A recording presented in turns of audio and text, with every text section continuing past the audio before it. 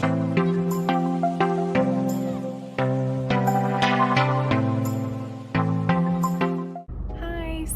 I'm going to talk about how I talked to my 4-year-old about my cancer diagnosis and treatment, how she reacted, and what I think helped her cope.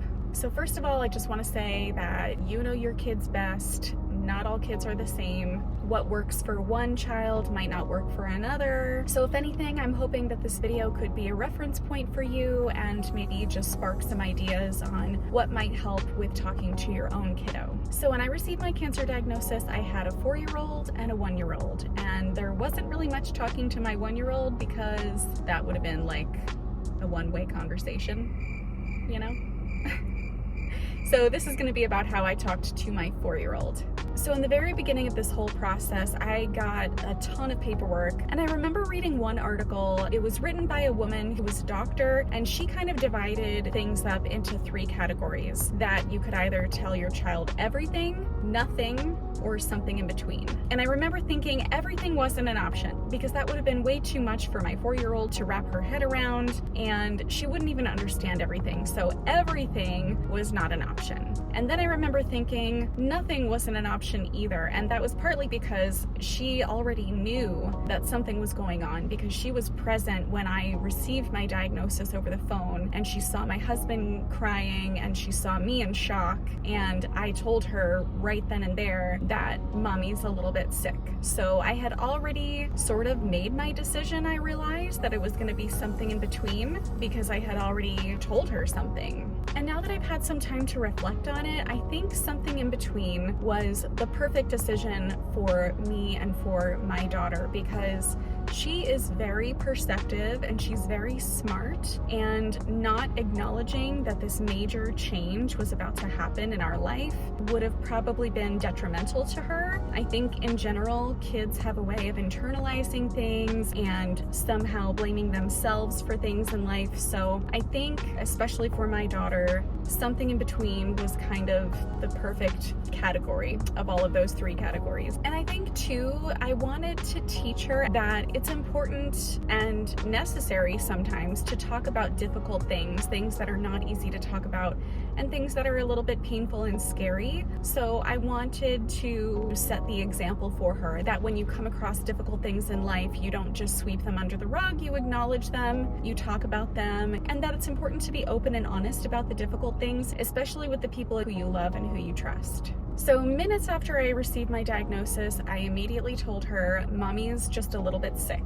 And at the time, I just kind of left it at that. I also didn't even use the word cancer yet, and I don't think that it was because I thought she knew what that meant, like the gravity of the word cancer, but it scared me. And so I think at the time, I just needed some time to absorb the fact that I had this diagnosis myself, so that by the time I had a more detailed conversation with her, I would look, sound, and actually be calm about the situation. So once I learned about my official treatment plan, which in a nutshell was chemotherapy and then mastectomy, I decided to have a more detailed conversation with her.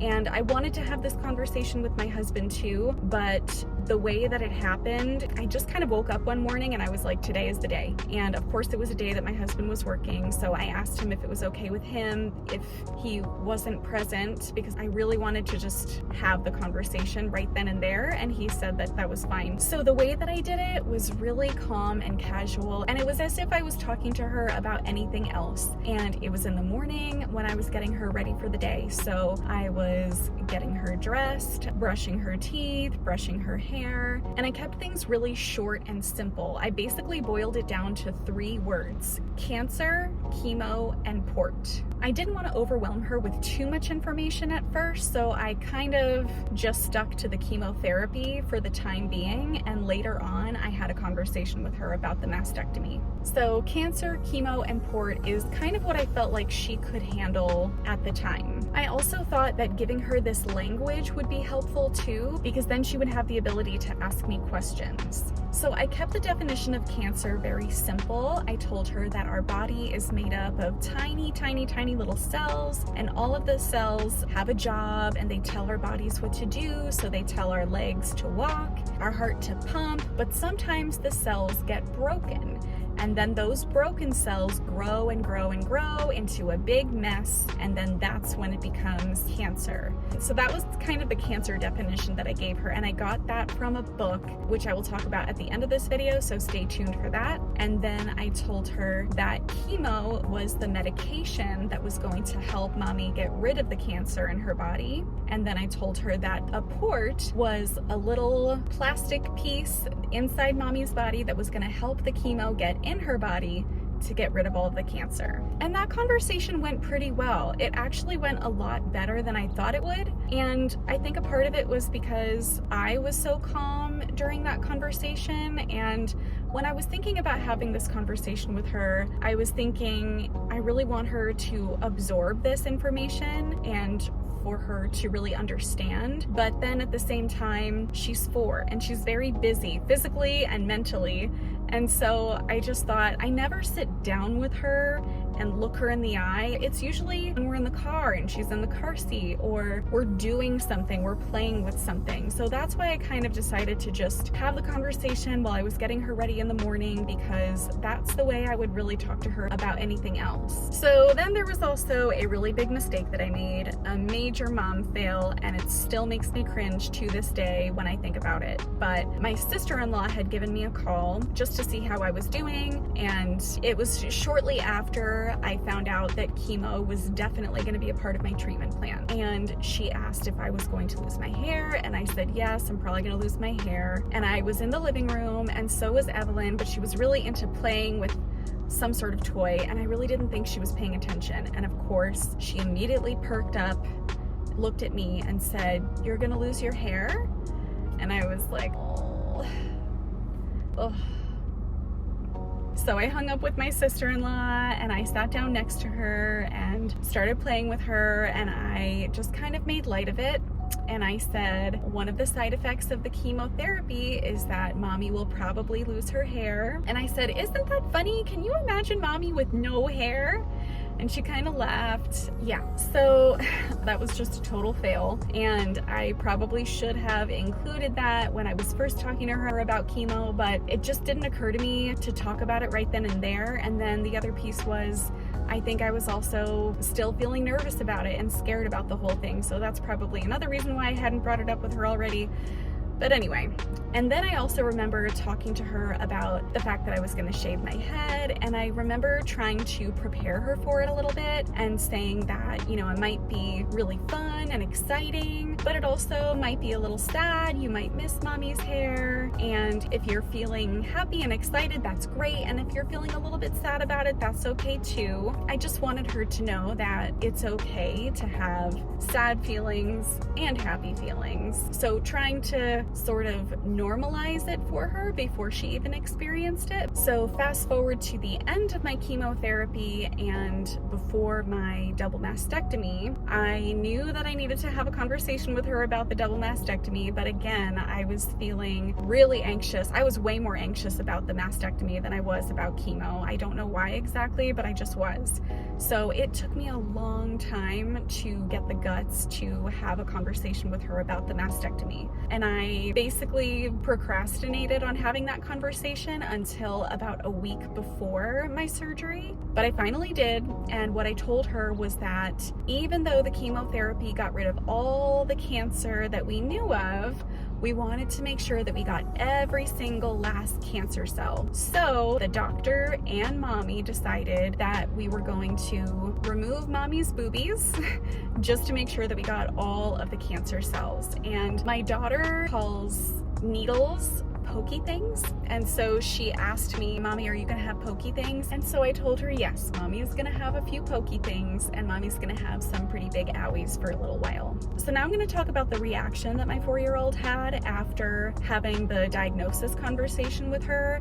And it was nothing sudden and it was nothing obvious, but she did have some responses that sort of slowly started emerging. So she became more emotional. She would have some pretty significant mood swings. She was struggling with anger a little bit. And the biggest thing was she had a pretty big regression regarding her sleep and her bedtime routine. I had that little girl sleep trained since she was 4 months old, and basically since she was 4 months old until I had this diagnosis conversation with her, she was like clockwork. We would do the nighttime routine and she would be in bed, not leave bed, and sleep through the night. So after I had the diagnosis conversation with her, the whole bedtime situation became really challenging. She really didn't want to go to bed. She wanted to bring all of her stuffed animals with her in bed, which I had usually let her bring a couple stuffed animals to bed, but I mean, she wanted, like, her bed was like stuffed animals and then her. She wanted all the toys in her bed, and so I just kind of said, all right, this is not a battle that I want to pick. So she would need all of the toys in her bed, and then she would need to say goodnight to me, my husband, my dad, my stepmom, and what used to be maybe like a half-hour bedtime routine turned into like an hour and a half of a routine. And so that was really hard because it just took so much more time and it was very difficult. And then she would be in bed, but then she would cry. And so then, you know, there was the comforting, and then she would fall asleep, and then sometimes in the middle of the night she would wake up and cry for us. So it was really hard, but I just tried to remember that this was just a 4-year-old little girl dealing with so much change. I had cancer. All of a sudden I was gone all the time, going to various appointments, and then on top of that we had a pandemic going on, so she wasn't able to really see her friends and didn't have all the normal outlets that she usually had. So anyway, in a nutshell, the bedtime routine and sleep became a big challenge. So in terms of things that helped her cope, I looked at lots of books to get, and I actually only ended up getting a few, but my favorite one was What Happens When Someone I Love Has Cancer. So I'll just kind of put this up here for you. This was my favorite book, and this is where I got the really simple explanation for what cancer is. And it's got just like cute pictures, and it talks about this little girl and her stuffed animal and how they like to know what's going on. And I don't know, I just thought that it was the most relatable book for her and for her age especially. And so yeah, we read this book a good chunk of time. So anyone with around a 4-year-old kiddo, I would highly recommend this book. So some of the things that helped with the bedtime routine issue was we did let her bring all the stuffed animals that she wanted in her room. And then she also started saying that she was afraid of the dark or afraid of monsters. So she already had a nightlight, but we added another nightlight just to kind of help with her fear of the dark. And where I used to have a pretty strict regimented bedtime routine, I just kind of decided to let it be and let it turn into this long, drawn out, sort of painful, to be honest, thing for me, because it was helping her. Another thing that we did to help her cope was we signed her up for a local nonprofit agency that helps children who have a family member or even a close friend, anyone who's close to them who is dealing with a serious illness or who has died, and it was free of charge. And so this agency does group therapy for children who are in situations like this. So we signed her up for this agency. At the time, it was during the thick of the pandemic, so it was only via Zoom, but she did participate in a handful of those groups. And it was basically group therapy for children where they just kind of talk about different feelings, and they get to talk about their special person who has the serious illness, and sometimes they would do some artwork. It was just another outlet to give her to be able to talk about what was going on with me and with us as a family.